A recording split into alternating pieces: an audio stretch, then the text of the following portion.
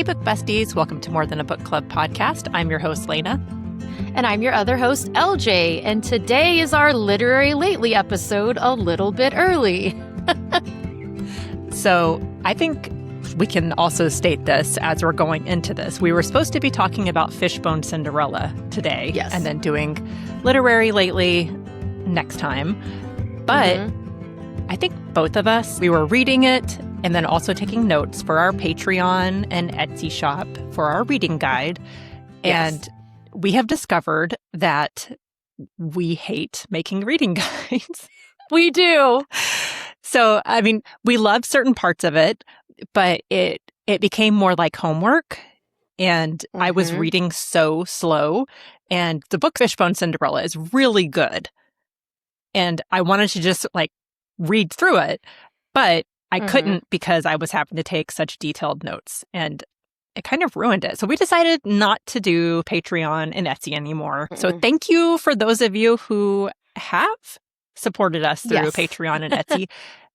Just please know that we will no longer be doing that. For those of you who had paid your August month, we have refunded that, and we'll be going on from there. But we'll still have the podcast, and we'll still have fun, and we will have Fishbone Cinderella next week. Yes. And we're going to bring our Patreon episode that we do Life and Libations. We're going to bring that in and maybe do it every other month. So we'll share a little bit more of ourselves and go from there, which since it's gone now, I will tell y'all, so NSYNC is my boyfriend now, and NSYNC is trying to take credit for taking down Patreon because he's like, you have no more good stories. And I'm like, you're one aspect of my life. One. We had interesting stuff before there were any guy stuff. Any boys in the pictures. So we got teenagers. Believe me, we got plenty of interesting things. Plenty of interesting stuff. I think this was a slow month for me. I don't know why. Usually I have 12 or 13 books that I have read. I have only read 7. And I say only because that has not been my typical in the previous months. No, it hasn't recently. I finished 5 this month, which is better than last month. But I'm actually impressed somewhat with how much I read, considering it's the beginning of school. So that's what I was just going to say. You had so much going on with going back to teaching and all of your activities and your extra job, and then having a life and having a boyfriend. Right. Having teenagers, which we'll have some juicy stuff about my child. We got stuff. You got to wait till that episode because that's not what this episode is about. So you read 7. I read 5. So I'm thinking you should go you'll go first and last because we'll go every other one. Does that math make sense? I think it does. I don't know. I am not the math person. Me neither. So we'll sounds just say right. It does. Yeah. Okay, cool. All right. The first book I read was Housekeeping by Marilynne Robinson. And I talked about this last time. It was one that I was currently reading. If you haven't read Marilynne Robinson, she also did the book Gilead, which I guess is really famous. I've read that one. And Housekeeping I actually liked more. But this was 2 sisters. The dad wasn't really in the picture. The mom dropped them off at their grandma's house and then drove off a cliff into the lake and killed herself. So, yay, starts out with a happy story. Right. And so they're living with their grandmother in the house that their grandfather had built kind of in the middle of nowhere. And then their grandmother dies. And so their 2 great aunts come to take over, but they're not really into kids.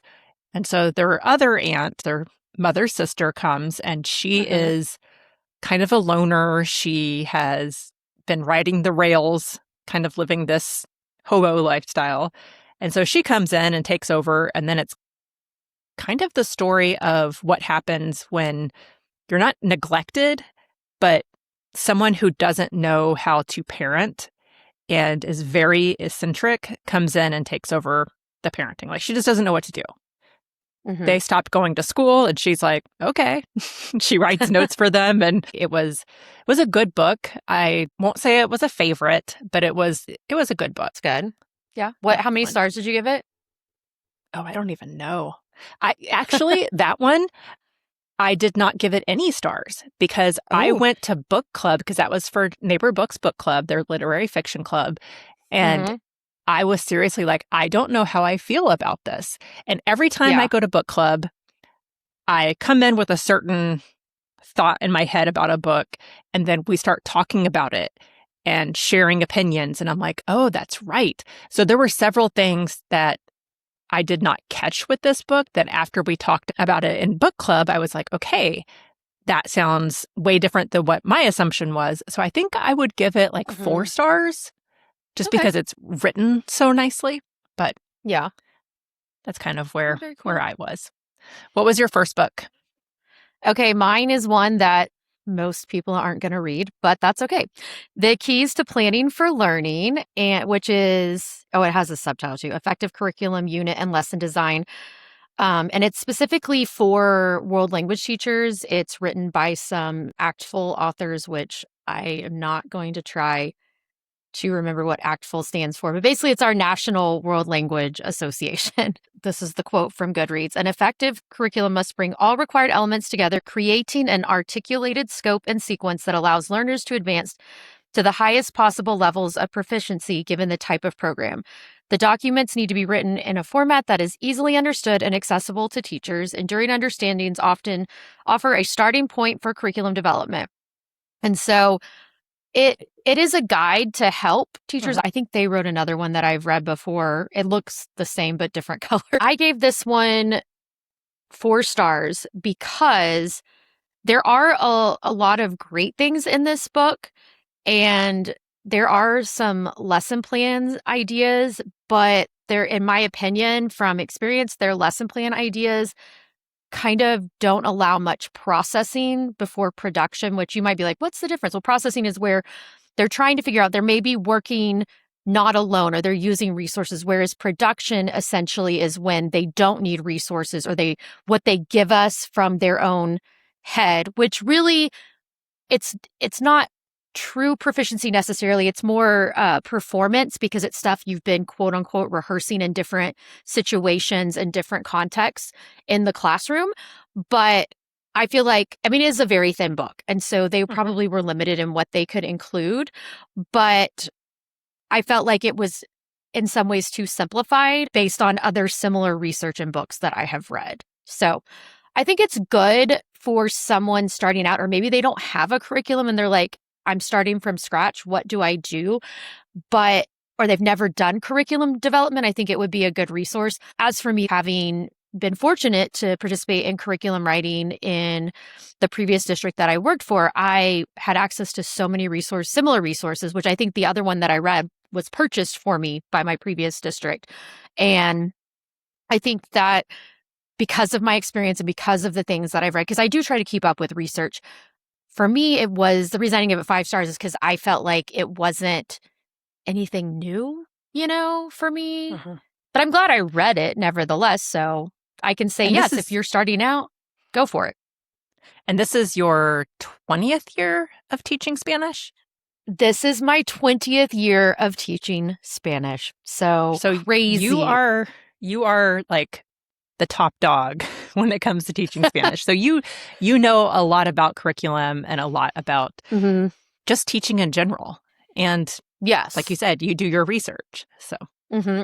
I try not to stay stagnant. mhm. But I love to learn. I mean, we're readers. We love to learn. I feel like Mm, reading and loving to learn often go hand in hand. And yes. I think a lot more people like to learn than they would be willing to admit. 'Cause even if you're scrolling, you're watching things. And a lot of Mhm. times, like, we all get sucked into like how to's or like I'll get sucked into a story and true Yeah. crime. I think people just don't realize that they're doing a similar thing. Mhm. But yeah, I think if you're a new world language teacher, you don't have much support, get this book. Have your school or district buy it for you. My next book was also kind of personal development. It was an Mm, arc, but it's hmm. Sit Right Here.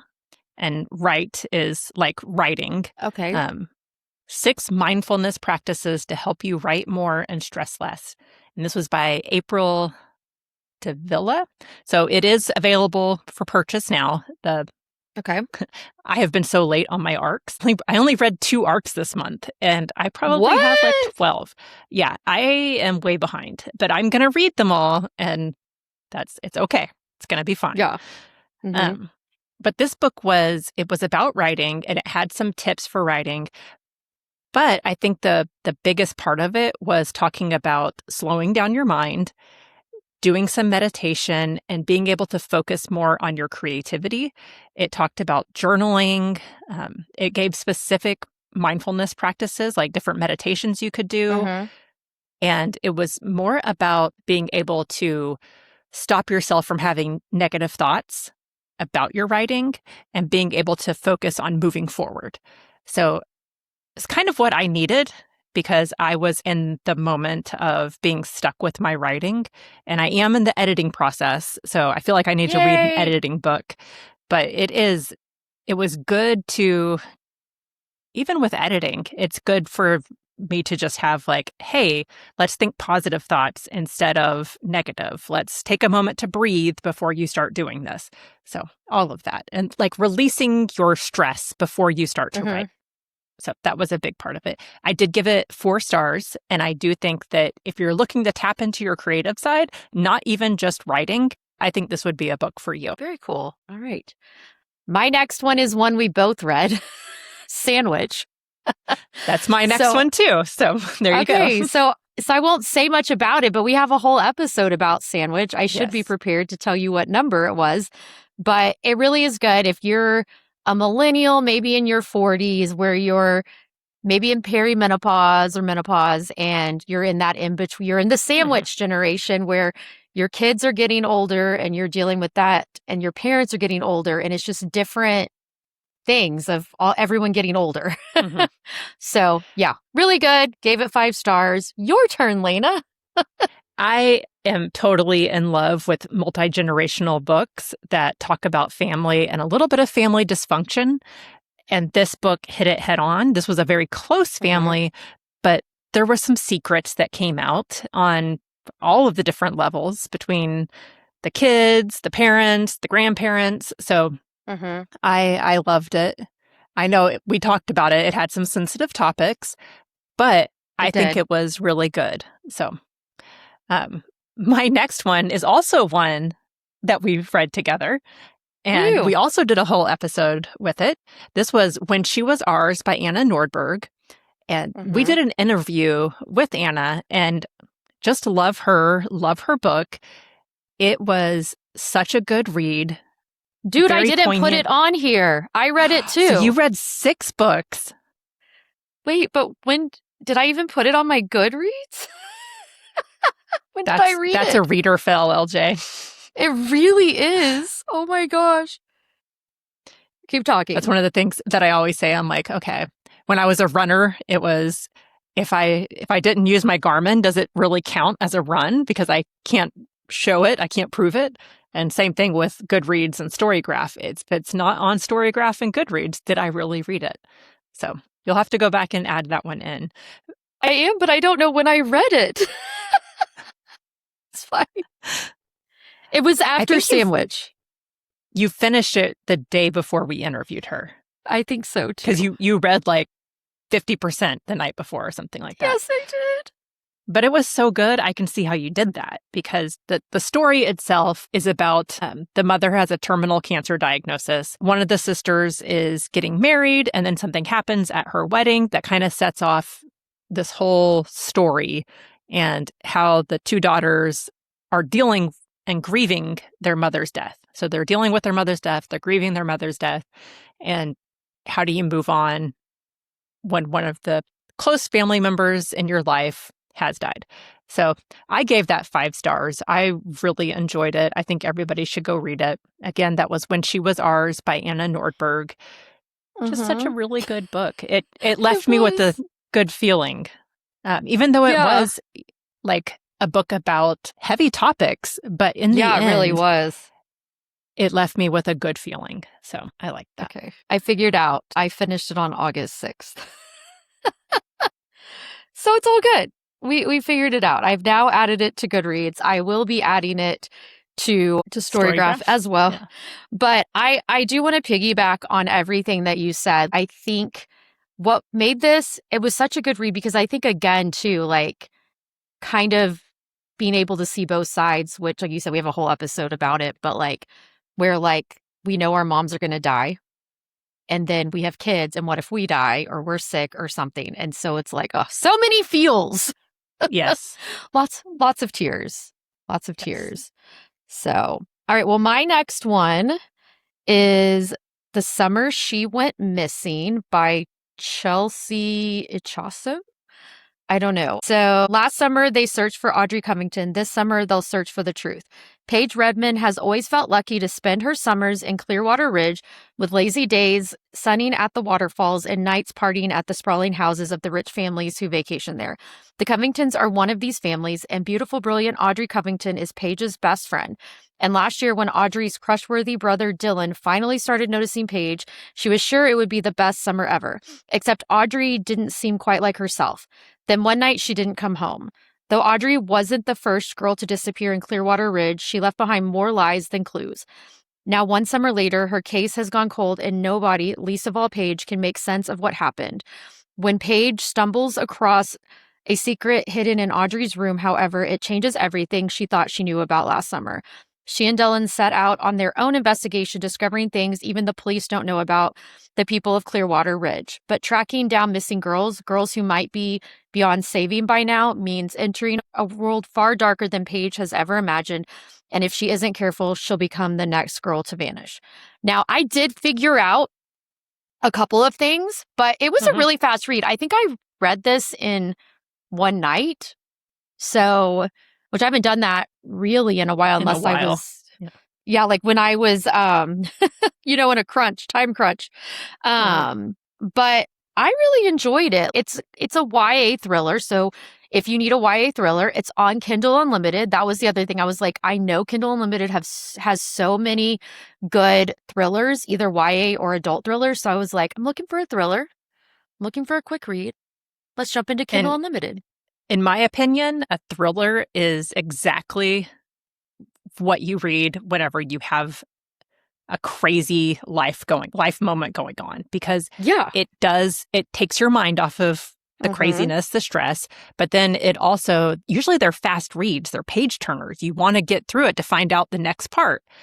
So absolutely. I think that was a good choice for you, LJ. I think it was too. I needed something where I'm like, we'll get to that. But yeah, I need something quick to feel, I don't know. It was fun. I definitely agree with you. When there's something going on in your life, jump into a thriller. Your life will definitely seem less stressful. It's good escapism. At least you don't have a serial killer there. Yeah. Exactly. All right. What's your next one? My next one was one that I wasn't sure if I was going to like, but it was by Ashley Poston, however you say her name. And she had mentioned it when we went and saw her, last month? I can't remember. And she was talking about this. That might be the last time that she does a paranormal romance for the book that she had written, which I still haven't read yet. The Someday Garden. Yeah, I haven't either. But while she was there, she was talking about, I guess she's written a Star Wars book, and this was another book that was Star Wars themed, and it's called Eyes Like Stars. And I like the movie Star Wars. I don't know if I love them. Like, I used to really enjoy them. I haven't watched them in years. I haven't either. Well, I guess the newer ones I have, like Kylo Ren and all that. Anyway. So this was a Star Wars romance. It was YA. And Ashley Poston does have quite a few YA books that are not her paranormal romance. So that was interesting also that it was YA and not her usual adult books. If you haven't watched any of the Star Wars movies, I think it's safe to say you would still enjoy this. There are some things that come up, like the main character, her dad, is driving a space cruise ship. and they go and visit the different sites where the rebellion fought. They go to Planet Hoth. They go So there's some things that if you haven't watched the movies, you'd be like, why is that important? But Yeah. even if you haven't, you could probably still pick it up. But this is coming to light right as Kylo Ren, who's Adam Driver in the movies, and he's a bad guy, but he's coming into power. Like he's starting to do things. And he was only in it for a few minutes, Okay. but I mean, most of it takes place between the main character and a boy she finds while she's going to she's going to a bookstore off planet or off the cruise ship to see if she can find a book in the series that her mom was reading, because she has all of the books except one, and so she needs to finish the series, which I was like, I get it. And the only place that had this book series, because it was an older series, she had to go to like an antique shop, basically. Okay. So she went there to the antique shop, and while she was there, the guy that she's interested in eventually comes into the store, and bad guys are chasing him. There's a shootout, and her picture gets taken with his, and they think that they're together. So she goes back on the cruise ship, and she hides him, and big things happen. So it's kind of a thriller, mystery, romance with Star Wars. So Okay. I liked it a lot more than I thought I was going to, because I was like, I'm a nerd, but I don't know if I'm that big of a nerd. But I would definitely read another book by her that's Star Wars Okay. based. And this one came That's out good. this year. So like, I think it came out in July, maybe even Yeah. August. And I listened to the audio, and it was a good audio book. So, Okay, that's cool. all right. What's next for you?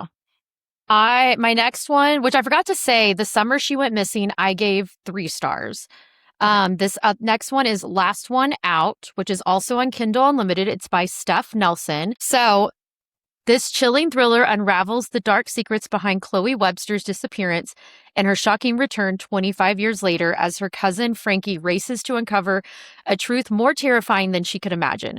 Chloe Webster is supposed to be dead. She vanished 25 years ago, the night her 2 friends were brutally murdered at an isolated hot springs.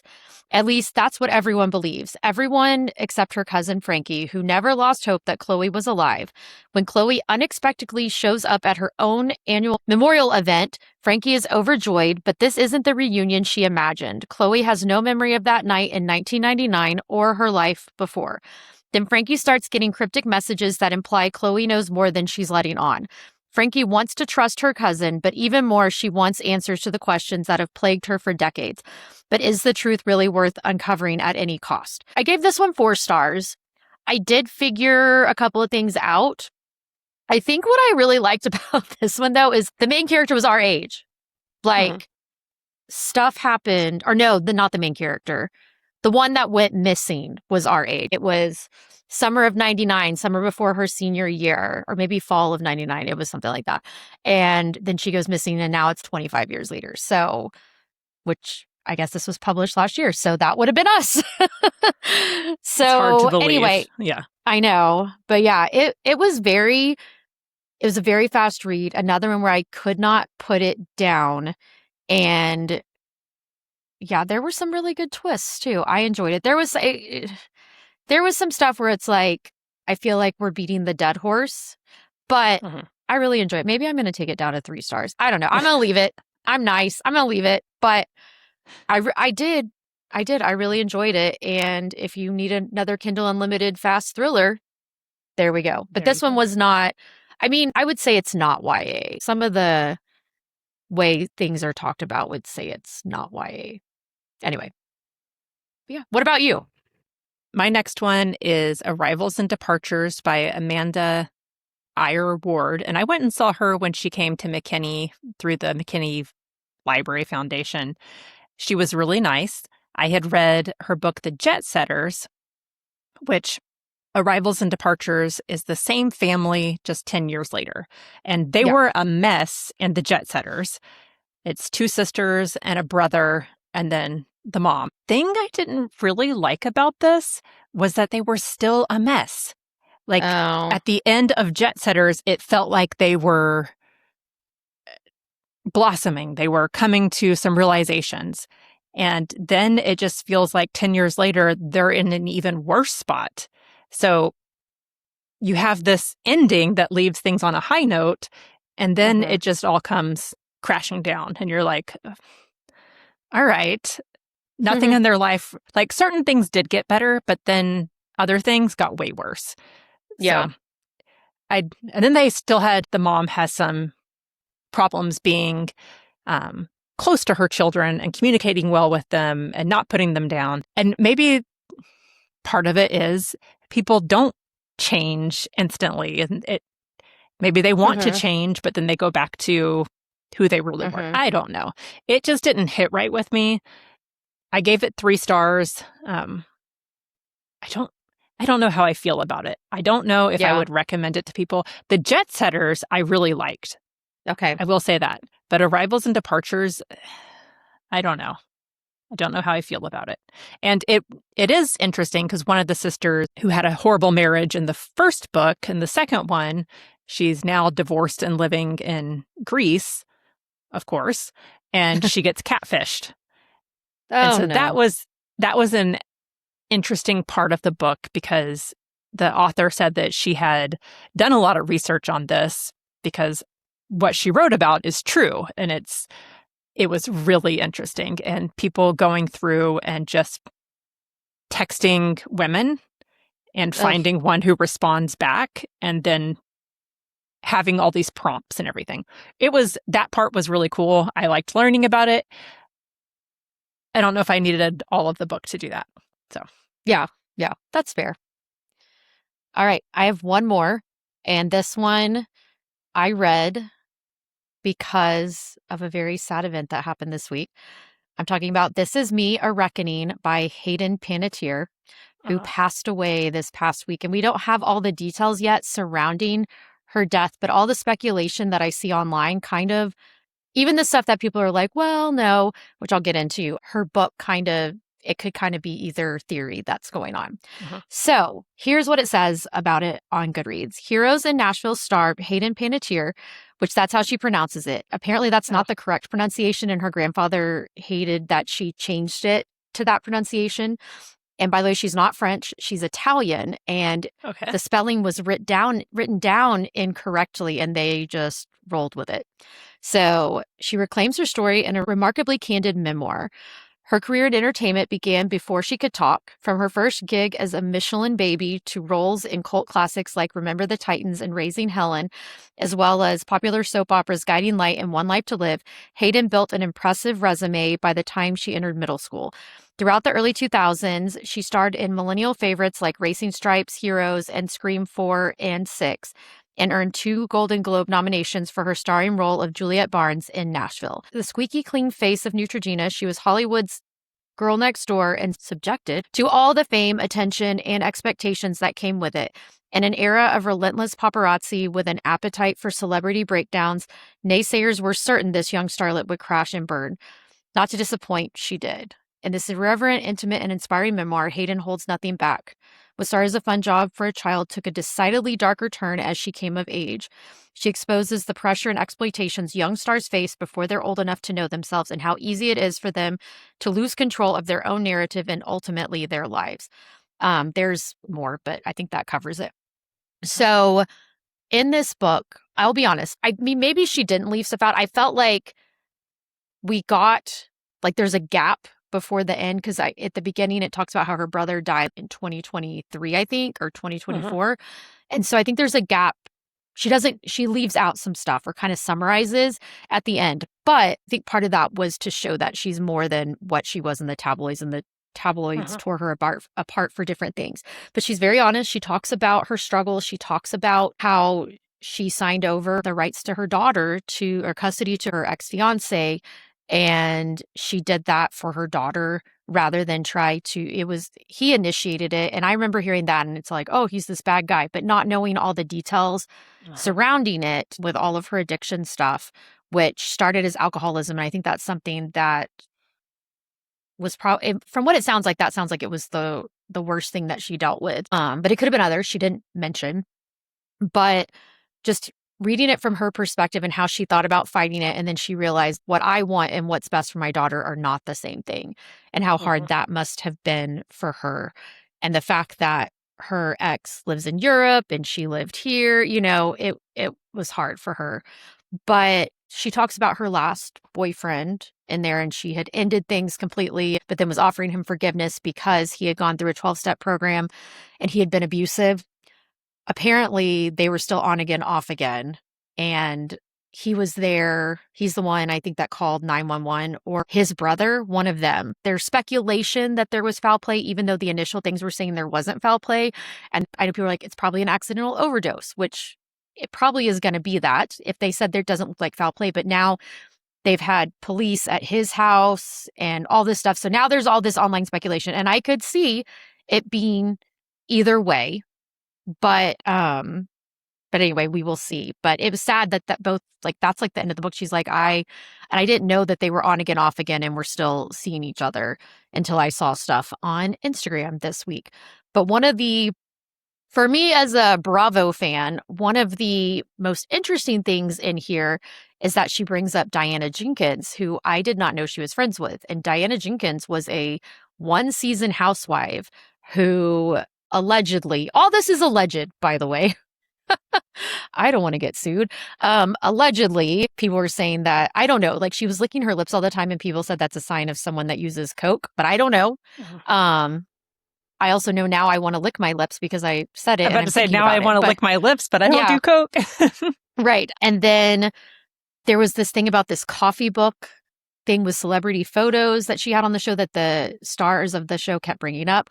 And there are rumors that it was like a menu for sex trafficking and stuff like that. So I don't know.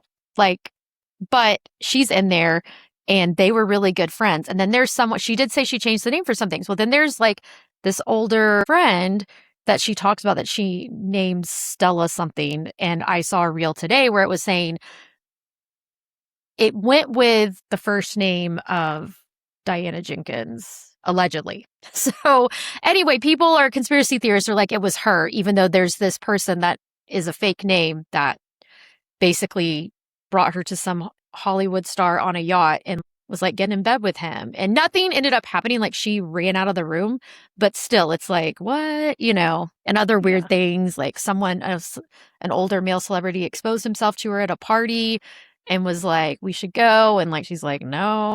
But I think I did the audiobook because I love doing audiobooks of memoirs.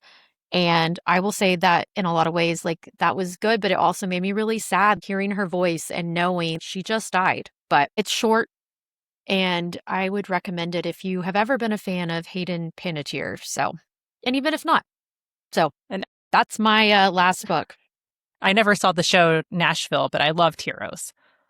Okay, so, cool. Yeah, I did like her.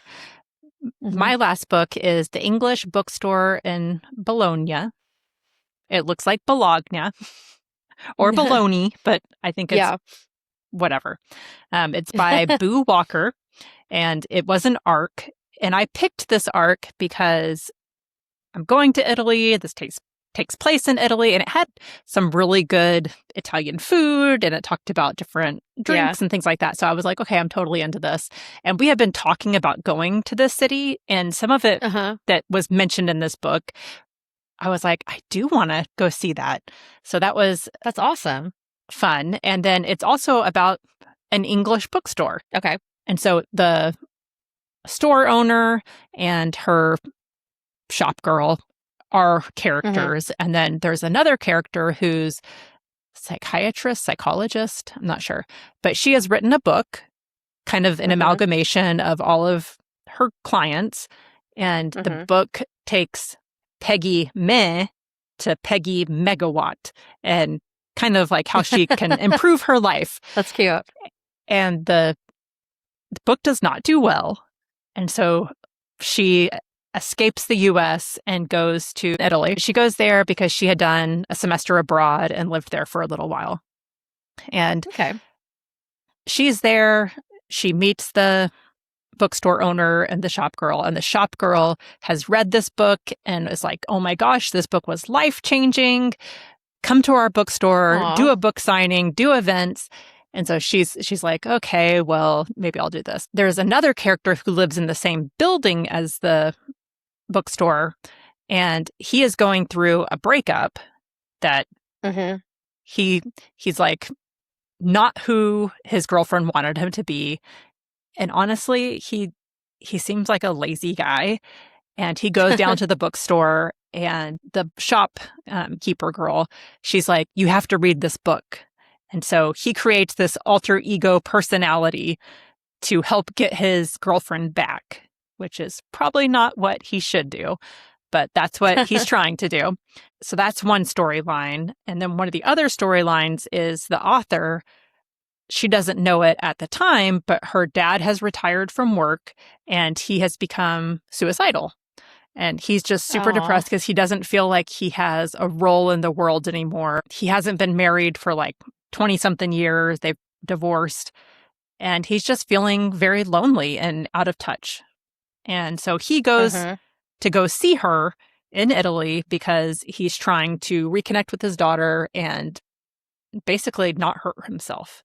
So there's that storyline where they have kind of a fractured relationship and they're trying to rekindle that. And like, there's a lot going on. It was a good book. I don't think it was great. I gave it 3 stars. I enjoy books about books and books about bookstores. So that was very interesting.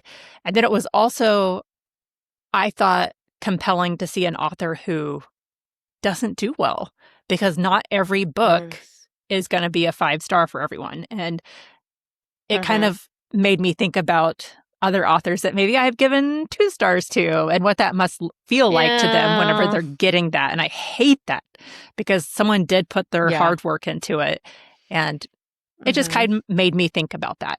But apparently Boo Walker, the author of this, has a ton of books out. I've never read his or her. I'm not sure what Boo is, if it's female or male, but I had never heard of them before. So maybe they have some really good books out there. Who knows? So what are you currently reading? Well, I'm currently reading Jurassic Park. That's the only one I'm reading. I'm reading it slowly. And I've been kind of trying to figure out another thriller to read. And between Kindle Unlimited and Amazon First Reads, I have some. Like, I typically get some sort of thriller. And I'm like, you have several of those. You should read them. So I haven't decided. But Jurassic Park, I'm reading it relatively slowly and I'm enjoying it. So we know it's a comfort read for me. I love it. So where are you on your ACOTAR reread? Okay, so I had taken a break before Silver Flames, and I just don't want to read Silver Flames, and I know I need to. It is actually a very important book, I know, to be prepared for these next 2 books, and I just don't want to. But then, Leyna, you sent, right, the ACOTAR thing this morning? Yes. And when I was reading through it, I was like, what is that? Who is that? And I'm like, that's clearly from Silver Flames. And on top of that, I then later saw a post where it's like ACOTAR people reading summaries and are like, who is this? Who is this thing? And it's like, yeah, I have no idea.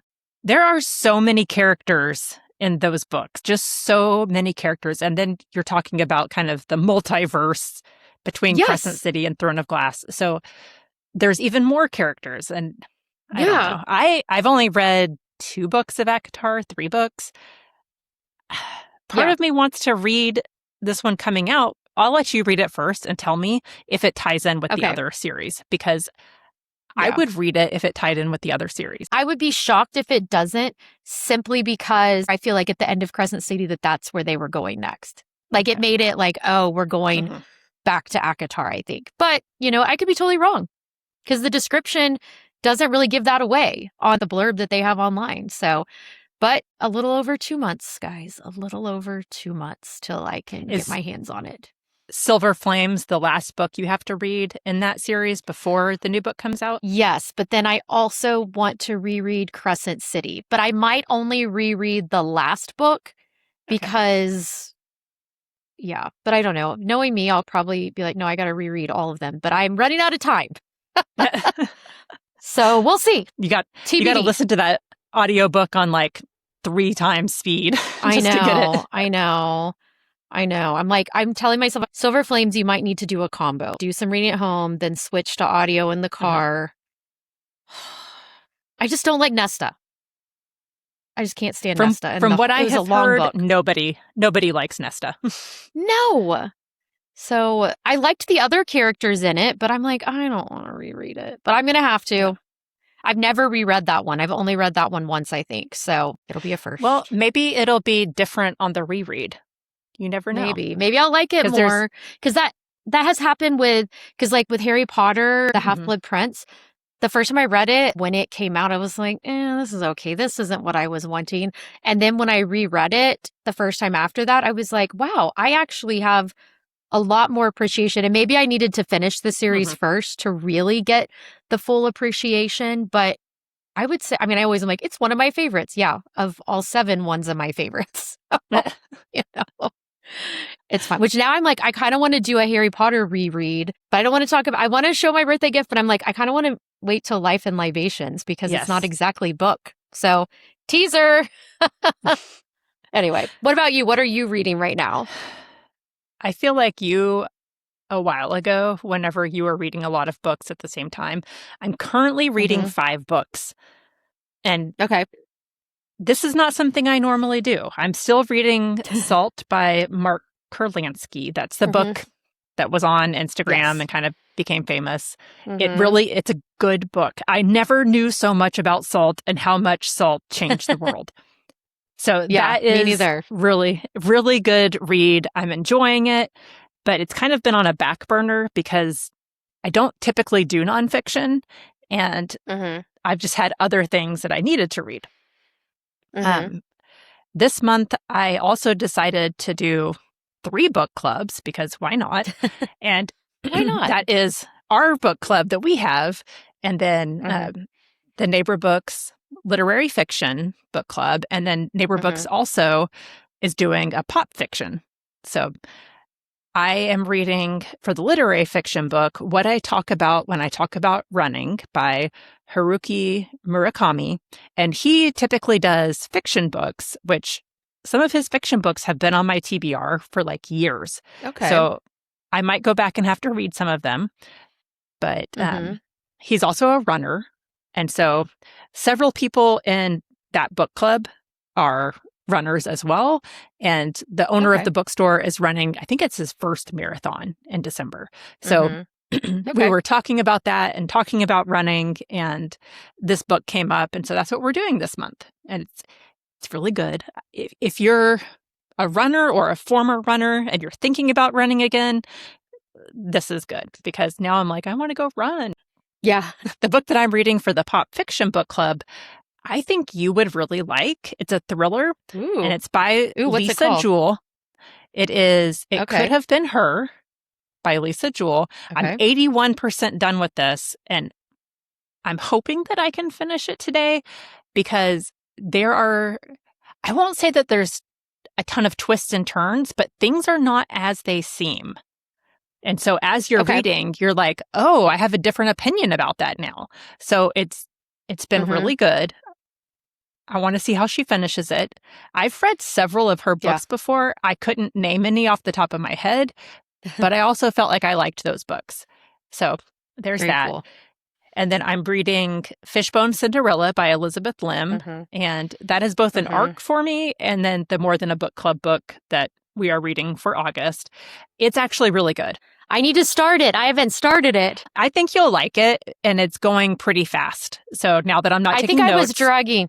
Yeah, I think I yeah, was dragging my feet because I was like, oh, you're going to have to take notes. And I didn't want to. hmm that's probably why I started all of these books because I was like, I don't want to take notes. So if you're ever feeling like that, if you feel like a book is homework, maybe stop, unless it's actual homework. Right, right. Yeah. Good And call. the Good last call. book I'm reading is, it's also an arc. It's The Christmas Yes List by Melissa Ferguson.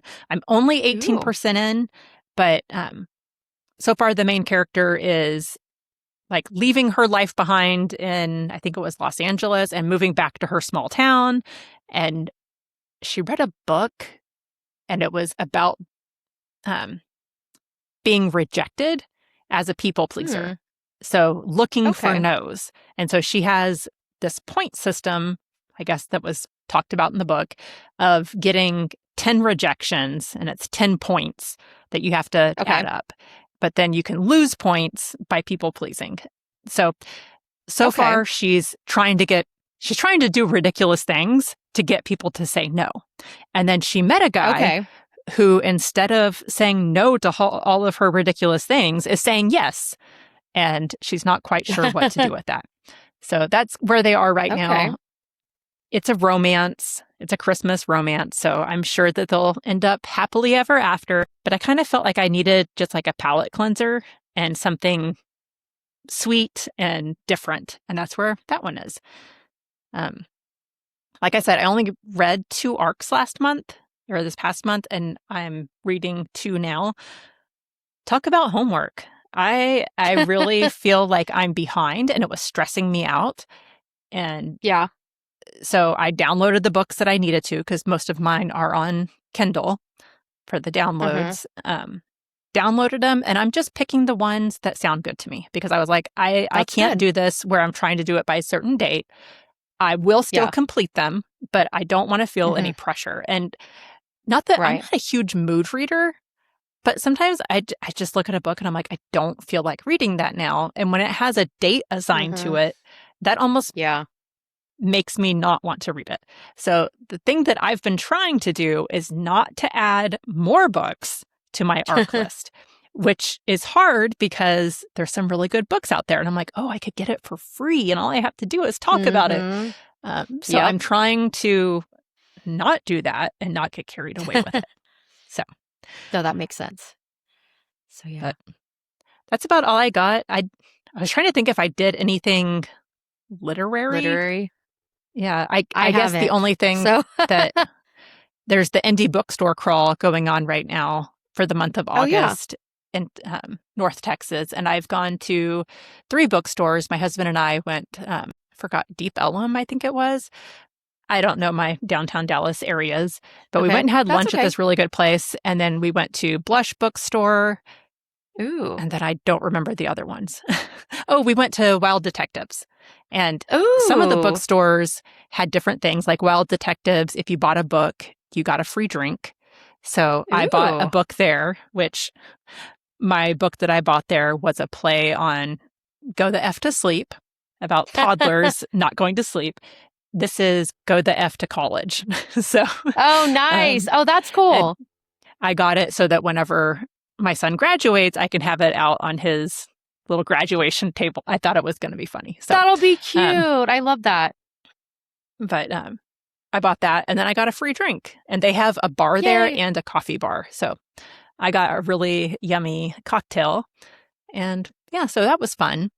So if you're in North Texas and want to go do the indie bookstore crawl, you have until the 31st. And you can do it whenever you want, but they have like a little passport that you get stamps at on the passport at each store. And then if you turn it in, I think by the 31st, then you could be entered into a prize thing. Last year I did this and I forgot to turn it in. So, oh no. But it was fun to go see other bookstores. And my friend Robin and I are going to go next week and go to some bookstores too. So should be fun. I'm excited for it. Yeah. But that's about it. Love it. Yeah, same. I don't have anything else. So it's August, and August is a full month. For teachers, it's especially full, but for parents with kids going back to school, I also think like we've just had a lot going on. So yes. Anyway, I agree. All right, friends. All right. We will next time, I guess. See you next time. Our revels have now ended. Now ended. I wanted to say mischief managed. That is what I want to say. Oh, I like that. Then say it too. We can do as many as we want. Our revels have now ended and mischief managed. All right. Boom. We will see you next time. Bye. Thank you for listening to More Than a Book Club podcast. We are recorded and produced in McKinney, Texas. Don't forget to like and subscribe wherever you get your podcast, and follow us on Instagram and TikTok. Thank you for listening. Thank you for listening.